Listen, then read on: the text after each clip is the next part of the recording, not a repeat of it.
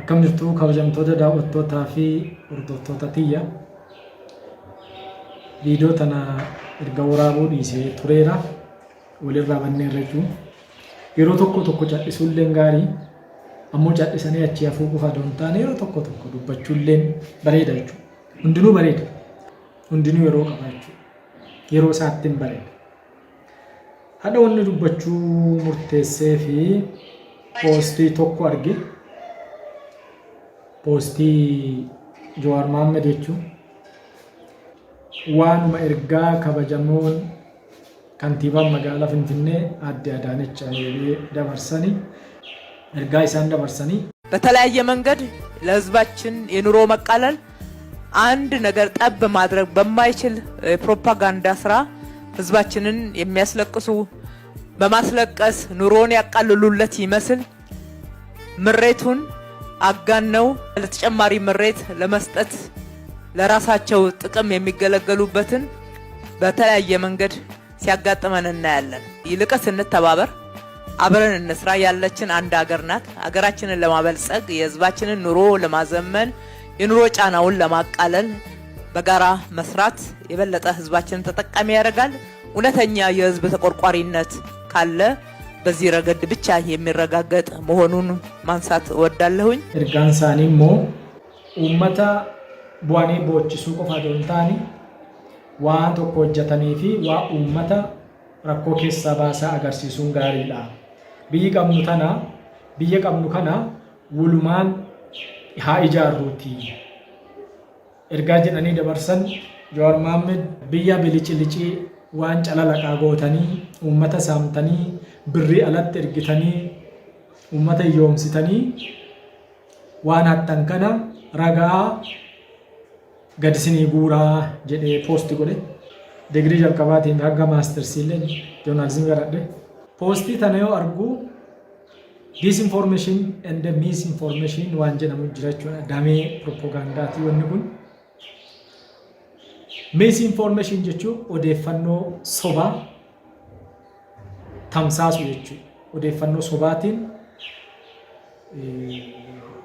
dhugaa soobiyoo irra deddeebi'anii dubbatan dhugaa ta'e akkuma mammaaksi jedhu sana odeeffannoo sobaa deddeebisuudhaan dhugaa dhoksuu.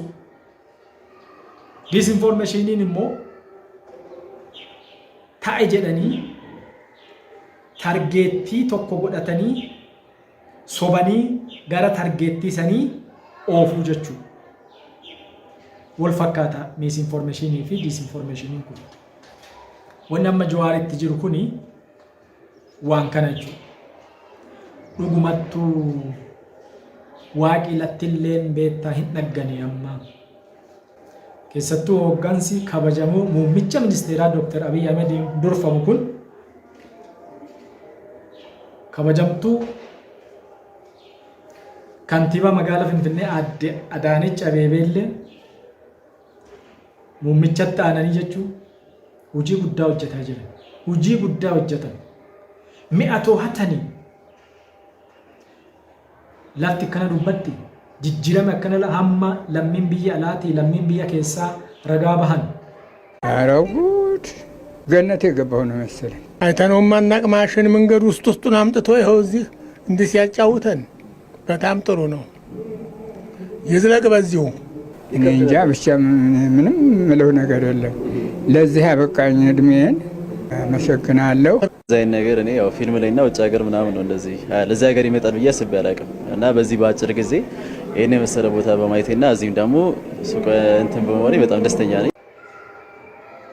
Himmuudhatas waggaa 27 darban sirna darbe keessatti bara wayyaanee jechuudha. Waggaa 27 keessatti jijjiiramni hin mul'atin waggaa 7 keessatti argaa jirra jechuudha. Ragaaleen kana jijjiirama mul'ataa jiru kana lammiileen biyya alaa akka ragaa bahaa jiran itti dhufna jechuudha. Viidiyoo qopheesseera. Gama biraatiin immoo akka nama yeroo morminullee yeroo deeggarrullee paartii tokko deeggarrees yoo morminellee ragaa fakkaatu fakkeessuu yoo fakkeessine bareeda. Ragaa lafa jiru immoo haqa yoo afaan qaban funnaaniin dubbattii akka jedhan sana yoo haqa afaan qabne yoo dhugaa afaan qabne funyaaniin dubbatti jechuudha. Bileena hedduu guuranii galii magaalaa Finfinnee keessa ka kanaan dura guuramteen beenu sanuu dubartii ta'anii galii guuran kana persentii 70 oli misoomaaf oolchan jechuudha. Misoomi itti oole kun hiyyeessi magaalaa kana keessa jiraataa ture. Kan magaalaan fakkaanne, kan manni fincaanii, kan kushiinaa, kan saaloniin bakka tokko, kan magaala fakkaata malee keessi isaa, diinqi isaa, godi isaa kan mana hin fakkaanne, kan uummati rakkataa ture, kan mana fincaanii itti xiraa waliin jiraataa ture, achi keessaa hooggansi jijjiiramaa kun guuree hiyyeessaaf manneen jireenyaa ijaaranii itti qubachiisanii hiyyeessi yeroo bu'aa galateeffatu hooggansa kana. Kun siyaasa. Kun siyaasa miti. Dhugaa dubbataa jechuudha. Dhageeffadhaan laala. Walumaan dhaga'a. Afaan Amaaraallee ta'u miirri dubbataa dhageeffadhaa. እንደኔ የቸገረው እህቶቼ ሁሉ ይድረሰው፣ ወንድሞቼ እህቶቼ ሁሉ ይድረሰው። የኔ የደረሰብኝ ስቃይ በማንም አይድረስ። በእውነት ነው መልክ ልጆቼ ጎርፍ ወስዶብኛል ብዬ እንዲ ለሊቱ ሲዘንብ እንዲ ቁጭ ብዬ ነበር ማድረው። አልহামዱሊላህ ፈጣሪ ምስጋና ይገባዋል። ልጄ ስቃዩ 2 አመት በሙሉ 3 አመት ስቃዩን ያሳየበት ፈጣሪ ምስጋና ይገባዋል። አልহামዱሊላህ ሜዳ ላይ አግኝቷት እናቴ አዳነች አበቤ በጣም አመሰግናለሁ። እድሜና ጤና ይስጥልን እላለሁ። በጣም በትልቅ ነገር እንደግዛ ነው የወደድኩት። ትልቅ ነገር ነው የተደረገልኝ። ያላሰብኩት ያልጠበቅኩት ነገር ትልቅ ነገር ነው የተደረገልኝ እና ደግሞ መሪዎችንም አገር መሪዎችንም እግዚአብሔር ይባርካቸው ይጠብቃቸው ነው። ዳግም እንደተወለድኩ ነው የምቆጥረው። የራሴ ቤት አለ ከፍቼ ገወዘብቼ ሞት ልጆችም እንደፈለጉ ይጫወታሉ፣ አልገድባቸውም እና በጣም ደስተኛ እኔ ብቻ አይደለም ህፃናቶችን አምጥቻ ሳይቻቸው በቃ እንደ ትልቅ ሰው ማለት ነው አወራቸዋለሁ ምናምን በጣም ደስታዬ ወደር የለውም። የእውነት በጣም ደስተኛ ነኝ። እግዚአብሔር አብዝተው ይባርካት። አሁንም ሌላ ምንም ነው ነገር የለኝም፣ ቃላቶች አጥተኝ ደስ ነው ያለኝ።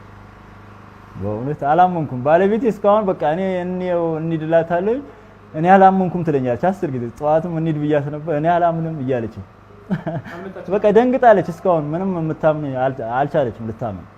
በጣም ነው ደስታ የተሰማኝ። እኔ ከእውነት ከምስጋና በቀር ሌላ የምናገረው ነገር የለኝም፣ ምንም የምለው የለኝም። ይሄ መቼም አስቤውም አልሜውም አልነበረም። አላህ ደግሞ ለዚህ ተሻለ አበቃኝ። ሁላችንም በገርም ነገር አሁን ከኔ የባሰ ደም ሊኖር ይችላል እንዲታዩ እላለሁ። አላህ ይስጥልኝ። ቤቱ በጣም እኔ አሁን አለ ከሚባል አንደኛው ቤት ሰጠኝ ለኔ ነው። አልহামዱሊላህ በጣም ነው ደስ አለኝ። ኑሩልኝ።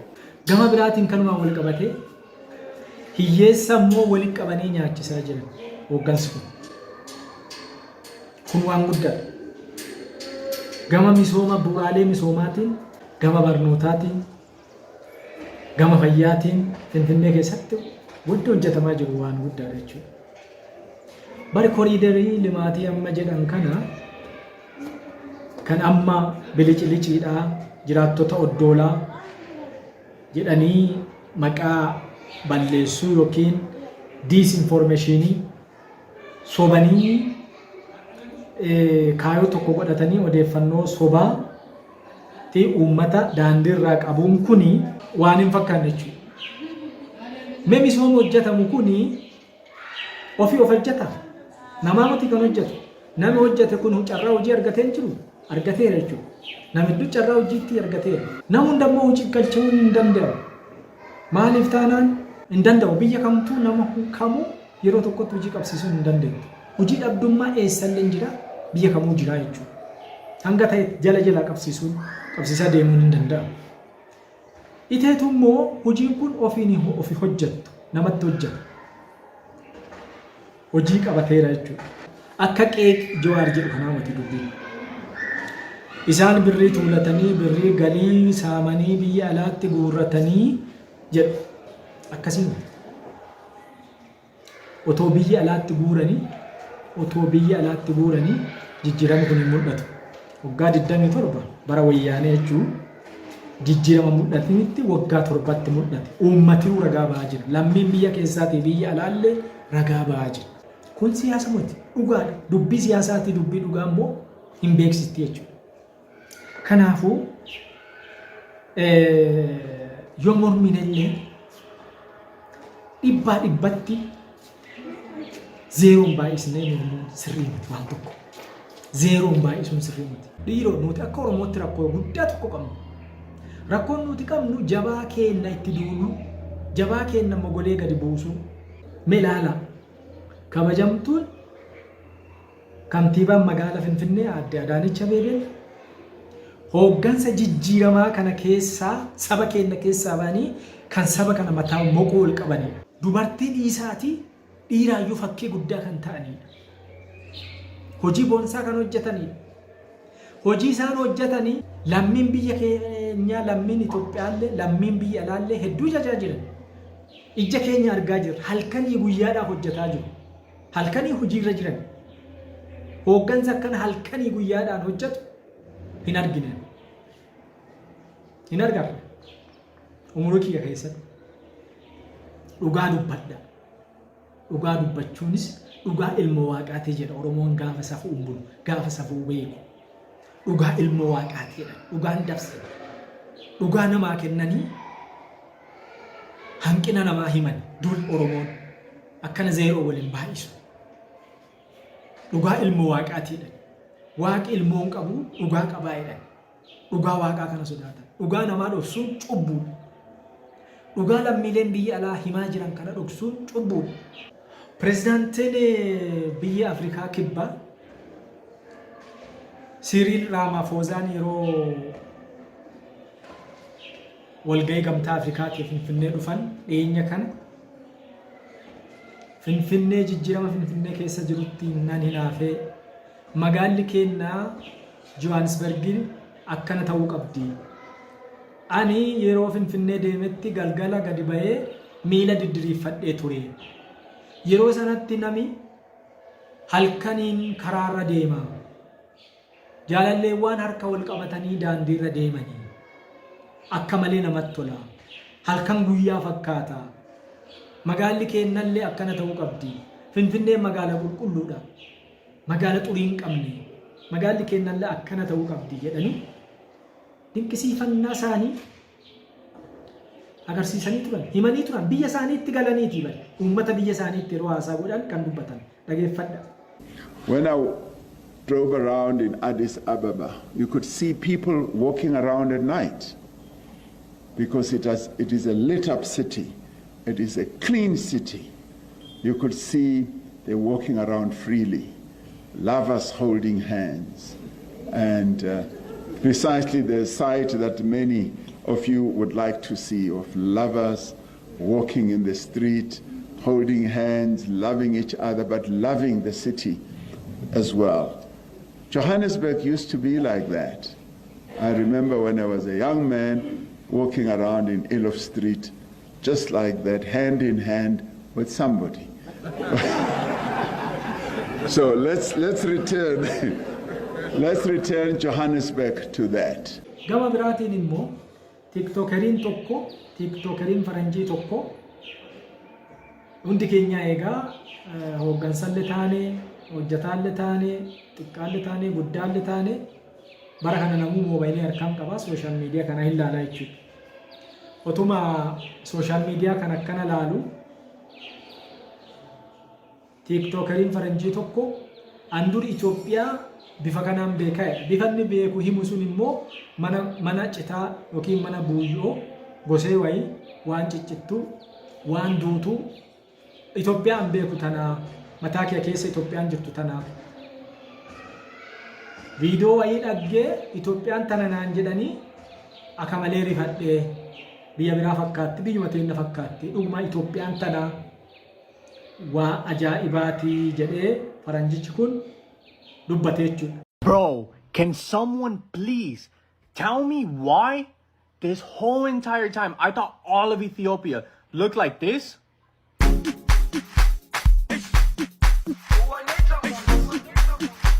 But bro, I just literally saw a video of what Ethiopia actually looks like, there is no way, bro. Somebody tell me this is fake. Someone tell me this is not real. I'm starting to think we're the third world country, bro. Let me show you. Jerusalem,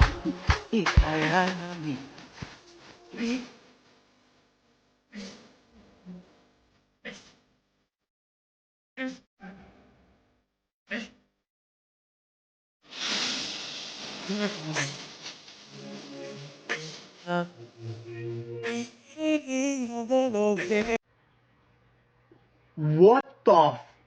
Someone tell me that was not real, bro. Tell me that was fake. Dhugaan jirtu sana fakkaatte jechuudha. Dhugaan lafarra jirtu immoo hooggansi jijjiiramaa kabajamoo muummicha ministeeraa Dr. Abiy Ahmediitiin durfamu kabajamtuu kantiibaa magaalaa Finfinnee Aadde Adaanech Abeebee dabalatee jechuudha. Jijjiiramni isaan fidan misoomni isaan lafarratti agarsiisanii immeejii Itoophiyaa jijjiira. Immeejii biyya kanaa jijjiira jechuudha. Ibsaan waaqa dhugaa na dubbisa. Argitanii? Ibsatti. Ibsaa badee ture dhufu. Waaqa dhugaa na dubbiseedha. Oromoon waan akkana yoo walitti dhufe jechuudha. Kanaafuu hooggansi jijjiiramaa kun jijjiirama fiduu duwwaa odoo hin taane immeejii biyya kanaa jechuudha. Immeejii biyya kanaa waan biyyi kun itti waan badduu biyyi kun ittiin beekamaa turte jijjiire jechuudha. Hooggansi jijjiiramaa kun Itoophiyaan kanaan dura biyya xuritti, biyya badduu, biyya hiyyeetti, biyya kadhattuu mataa faranjii keessa kana jira jechuudha. Gabaabumatti hooggansi jijjiiramaa kun dhugumattuu cimanii waggaa 7 keessatti misooma qabatamaa lafarra fiduu duwwaa odoo hin taane immeejii biyya kanaallee jijjiiran jechuudha.